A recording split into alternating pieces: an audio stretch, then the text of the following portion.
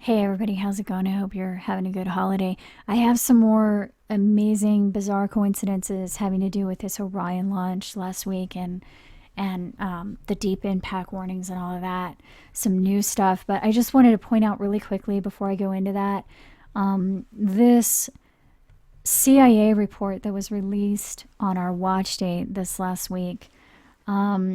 I guess Homeland Security was issuing a warning about the Senate report saying its release could ignite violence from homegrown extremists. I mean, I'm not sure what they mean by homegrown, but I'm just wondering if they're expecting something and that's why they're issuing this warning. I mean, there's so much going on right now. And there's more to this Orion launch that happened last Friday and its connection to the Rosetta spacecraft landing on the comet 3 weeks before that in November.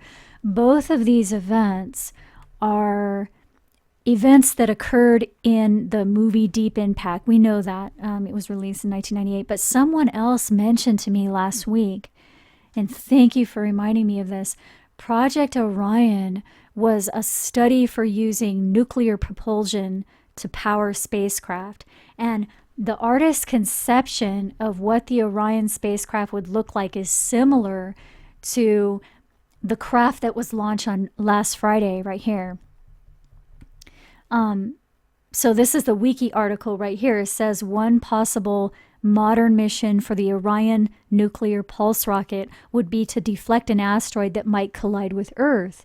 And then it lists a few films the Orion rocket was featured in, one of them being the movie Deep Impact, which it says featured a spacecraft named Messiah, which utilized the Orion drive. Okay, well, the other thing about the movie Deep Impact is the title of the movie is probably based on the actual spacecraft called Deep Impact. We talked about this a few years ago, but thank you to the person who reminded me of this recently, because I noticed something I hadn't noticed before. It says the Deep Impact spacecraft was designed to study the interior composition of Comet Tempel 1 by releasing an impactor into the comet. Okay, but get this.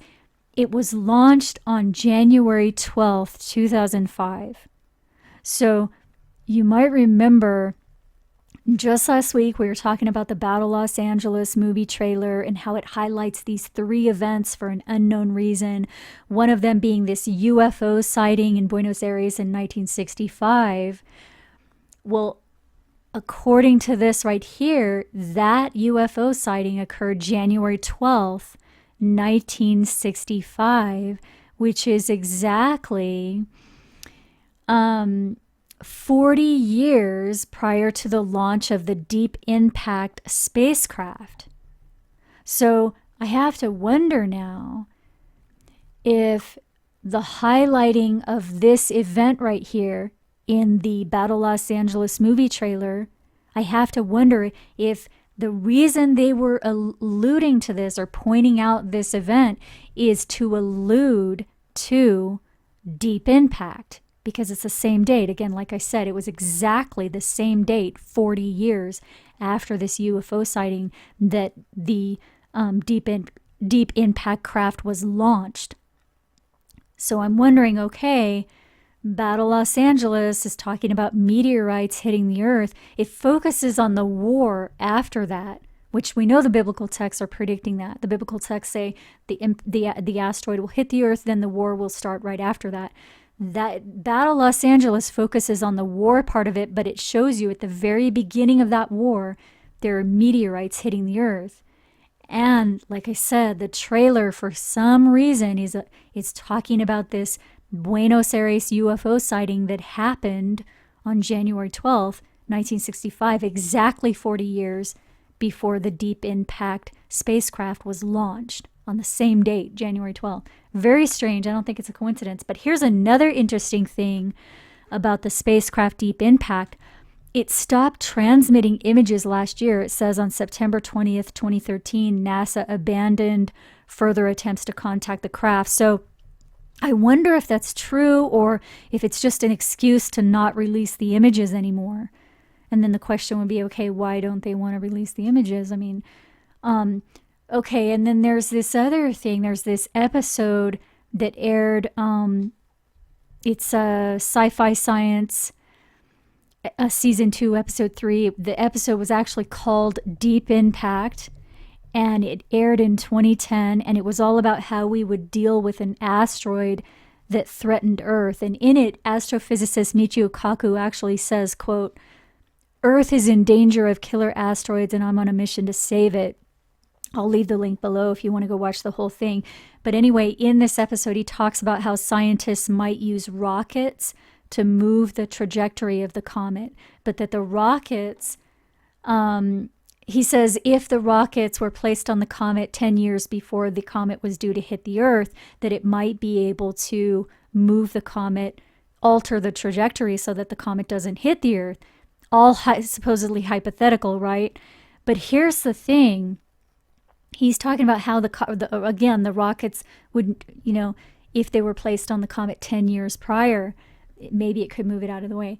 Well, the Deep Impact spacecraft was launched January 12th, 2005. So a decade after that would be January 12th, 2015. So, I mean, I put that on our calendar because, again, that was also the date of the UFO sighting that the movie Battle Los Angeles highlights for some unknown reason. So,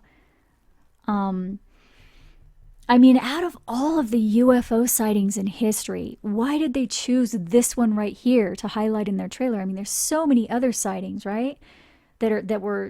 Why this one? I mean, I don't know, but it may have something to do with the date that it occurred. Because again, January 12th, 2005 was the launching of the Deep Impact spacecraft, and January 12th, 2015 will be exactly 50 years after this sighting right here, and exactly 10 years after the launching of Deep Impact. So, I mean, is there a concerted underground effort to disclose this information to the public through movies and TV? I don't know. But we know they've done that in the past, specifically with 9/11. I mean, it was everywhere in movies and TV prior to the event. So January 12th is the 10-year anniversary of the Deep Impact launch. And I mean, I realize the craft didn't reach the comet until July 2005. But I don't necessarily think they would make it that obvious. You know what I mean?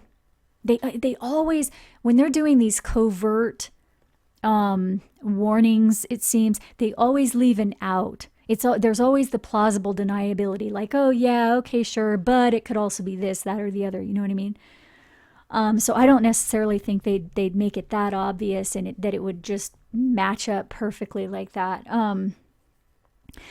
So I'm just, I'm not saying that's a date or anything. I don't know what the date is. I'm just putting that on our calendar because it's significant. So the other thing about this, though, this January 12th is right after that is January 14th. It's the first day of true Hanukkah on the ancient calendar. We've talked about this a few months ago, but it's also the date that asteroid YU-55 will appear to be born out of Virgo. So this whole thing connects to Revelation 12, which says the red dragon will be standing before the woman in heaven giving birth with the moon beneath her feet. So that refers to Virgo.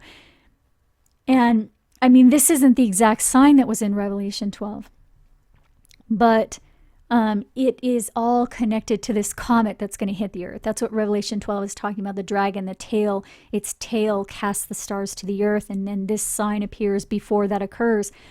Not this sign, sorry, but a sign that's similar to this occurs right before that. Well, this asteroid right here, the fact that it's right here at Virgo's birth canal exactly at the same time the moon is beneath the feet, because that doesn't happen. It's rare occurrence, okay? But the fact that that is passing through Virgo's birth canal right when the moon is beneath the feet on the first day of true Hanukkah. I mean, it's not a coincidence. I don't know what's going on here. I'm just pointing it out, okay? But again, that is the whole Revelation 12 sign is connected to the whole thing having to do with the comet hitting the earth. And this asteroid right here, YU-55, was part of all those synchronicities in 2011. So these are just a few of them right here. Elenin and YU-55 both reached their perihelion on September 11th. And at the same time, they were in perfect alignment with each other in the sun on September 11th. We talk about this in that video a couple weeks ago. I think it's called the 2011 warnings. And I actually proved to you when perihelion was in all of that, or when it was scheduled to be. It was September 11th. Because I go back and I show you the Jet Propulsion Laboratory graphs from 2011. I mean, they've changed it a little bit since then. But anyway, the point is, it was a warning. And I don't think anybody really knows what this was all about. I mean, it definitely was not coincidence, though. That's what I've been trying to say. And then there was a few more, bizarre synchronicities, I guess, if you want to call it, right here. If you want to look at those, you can pause. And then also these right here. The actual sign of Revelation 12 occurred in 2012, right here, October 16th, which was the exact same date that Comet Elenin was closest to the Earth the year before. And these events are also connecting to the ancient biblical calendar, because Comet Ison last year was scheduled to enter the Dragon constellation on the first day of True Hanukkah and exit the Dragon constellation on the last day of True Hanukkah last year. I mean, just these bizarre patterns. I just, no way they're coincidence. And a lot of people cannot recognize these patterns, just kind of in the same way that not everybody can recognize what calculus equations refer to. But the fact that a lot of people cannot understand what it means doesn't mean it doesn't mean what it means. You know what I mean? I mean, that's all I've been trying to say for so long. It's just because you don't understand it doesn't mean it's not true. But again, I don't even know for sure what this is all about. I just know for sure it's not coincidence. Well, the tagline for Battle Los Angeles indicated, right here, this is the tagline, it indicated the unexplained patterns in 2011 were warnings about something that's coming. That's what the tagline indicated. And it seems pretty clear that the warning is about a comet that is going to impact Earth and actually shift Earth on its axis when it hits. And the biblical texts are warning about the exact same thing.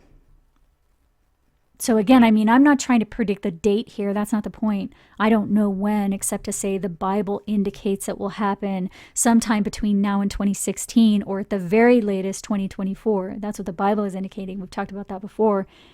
And also, I mean, I just want to say, I'm not suggesting we should be worried about it either. I mean, it's good to be prepared for disaster. It's good to have some extra non-perishable foods and a way to cook and stay warm without electricity. I mean, it's good to have some crank flashlights and maybe even a crank radio, but it's not good to have fear. So that's not what I'm saying here. That's not what I'm trying to suggest, or I'm not trying to like cause that or anything. I mean, actually, what I've been saying all this time is that the biblical texts indicate the rescue will occur before this event. So for some people, that's good news. But again, I'm not saying don't prepare either. I mean, even if you're rescued, your preparations might help someone else. You know what I mean? So even if you think you're going to be rescued or quote unquote raptured, it's nice to prepare for others.